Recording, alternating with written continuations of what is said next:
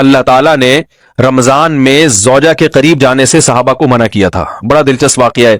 رمضان کی راتوں میں بھی زوجہ کے قریب جانے سے منع کیا تھا. ایک صحابی تھے, وہ رات میں کہیں چلے گئے, اب بڑے پریشان ہوئے, رسول اللہ صلی اللہ علیہ وسلم کے پاس آئے, عرض کیا یا رسول اللہ مجھ سے غلطی ہوئی, رمضان کی رات میں نے اپنی زوجہ کے قریب چلا. آپ نے فرمایا کیوں؟ وہ بڑا دلچسپ واقعہ ہے, بس بظاہر تھوڑا حیا کے خلاف بھی ہے لیکن اتنا بھی نہیں ہے.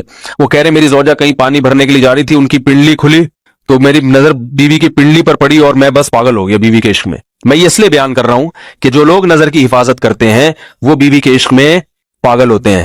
جو دن رات انٹرنیٹ پر پنڈلیاں دیکھتے رہتے ہیں انہیں بیوی کی پنڈلی بھی کیا شکل بھی اچھی نہیں لگتی ان کو. بد نظری کا یہ عذاب ہے, وبال ہے کہ جو اللہ نے گھر میں آپ کے لیے بٹھائی ہے وہ آپ کو اچھی نہیں لگے گی. تو نظر کی حفاظت کیا کرو, اس سے آپ کو اپنی بیوی سے عشق ہوگا, محبت ہوگی. بات آ رہی ہے سمجھ میں؟ تو اب دیکھو کیسا روزے کی حالت ہے. رمضان میں پابندی ہے, اسلام میں حکم تھا جو رمضان میں بیوی سے بستری کرے گا 60 روزے لگاتار رکھنے پڑیں گے. کتنا بڑا جرم, لیکن صحابی سے برداشت نہیں ہوا, صرف زوجہ کے پاؤں پہ نظر پڑی ہے. تو وہ کیسے بیوی سے محبت کرتے ہوں گے اور وہ بیوی کے بغیر رہ سکتے ہوں گے. اور آج لوگوں کے فون آتے ہیں, ہماری بیگم جس میگے جاتی ہے اتنی خوشی ایسا اچھا سا فیل ہوتا ہے, ایسا عجیب سا محسوس ہو رہا ہوتا ہے جیسے آزاد ہو گئے.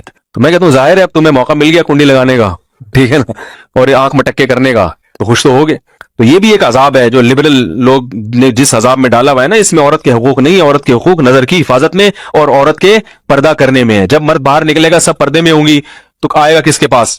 بیگم کے پاس ہی آئے گا. تو اتنے منہ کالا کرنے کے راستے کھول دیے ہیں تو ظاہر ہے پھر کامیاب ازدواجی زندگی نہیں ہوتی. تو نبی کے پاس آئے, عرض کیا یا رسول اللہ میں برداشت نہیں کر پایا. تو آپ مسکرا دیے. تو وہ نبی کے پاس گئے, یا رسول اللہ ایسے ہوا, مجھ سے غلطی ہو گئی. تو آپ نے فرمایا کیوں؟ فرمایا ایسا ہو گیا تھا. تو آپ صلی اللہ علیہ وسلم نے فرمایا 60 روزے رکھو لگاتار. انہوں نے فرمایا ایک کی طاقت نہیں ہے, اس میں یہ ہو گیا 60 کیسے رکھوں گا, نہیں ہے طاقت 60 کی. آپ نے فرمایا ٹھیک ہے پھر 60 غریبوں کو 2 ٹائم کا کھانا کھلاؤ. فرمایا اس کی بھی طاقت بولو بھائی نہیں ہے. اتنے میں ایک صحابی لائے کوئی چیز صدقہ کرنے کے لیے. تو آپ نے فرمایا چلو اصل حکم تو یہی ہے کہ 60 روزے یا پھر 60 غریبوں کو کھانا, وہ نہیں تو چلو فی الحال ان کو تنبیہ کے لیے کچھ ان سے صدقہ کروا لیتا ہوں. فرمایا چلو یہ فلاں خیرات کی ایک چیز لے کر آئے ہیں, تم یہ لے کے غریبوں میں بانٹ دو. انہوں نے فرمایا مجھ سے زیادہ غریب پورے مدینہ میں بھائی کوئی بھی نہیں.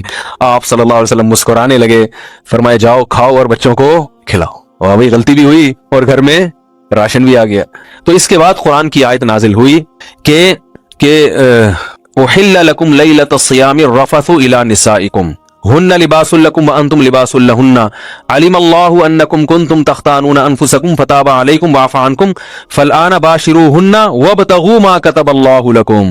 فرمایا اللہ کو بتائے کہ تم اس حکم پر عمل نہیں کر سکتے, لہذا رمضان کی راتوں میں تمہیں اپنی بیوی کے پاس جانے کی اجازت ہے, لہذا ان کے پاس جایا کرو اور اس اولاد کو تلاش کرو جو اللہ نے تمہارے مقدر میں لکھ دی ہے.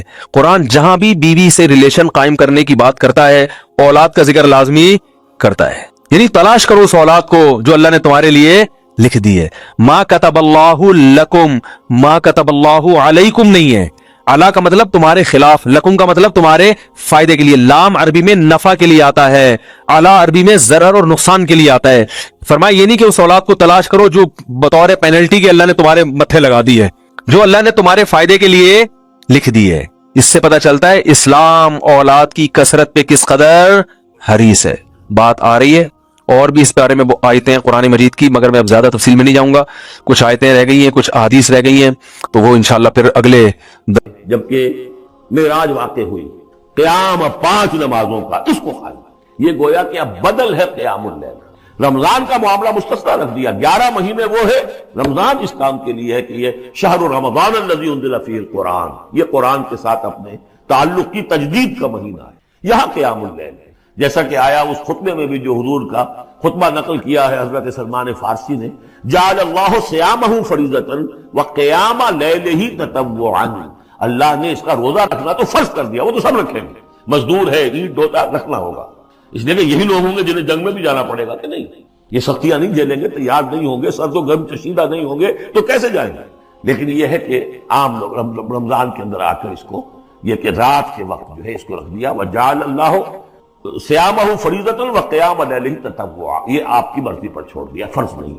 حضرت عمر نے اس کا یہ کیا کہ ایک حصہ تو ایسا کر دیا کہ کوئی بھی شخص محروم نہ رہے, چلے 1 گھنٹے کے اندر وہ تو ہر شخص ہی سن لیا کرے, لیکن ان کا سننا یہ تھا کہ اسد الخزر بردی عزت, جو بھی قاری پڑھ رہا ہے وہ سمجھ رہے ہیں، ہمارے ہاں وہ سننا ہی سننا رہ گیا، باقی سمجھ تو ہے ہی نہیں، زیرو ہے۔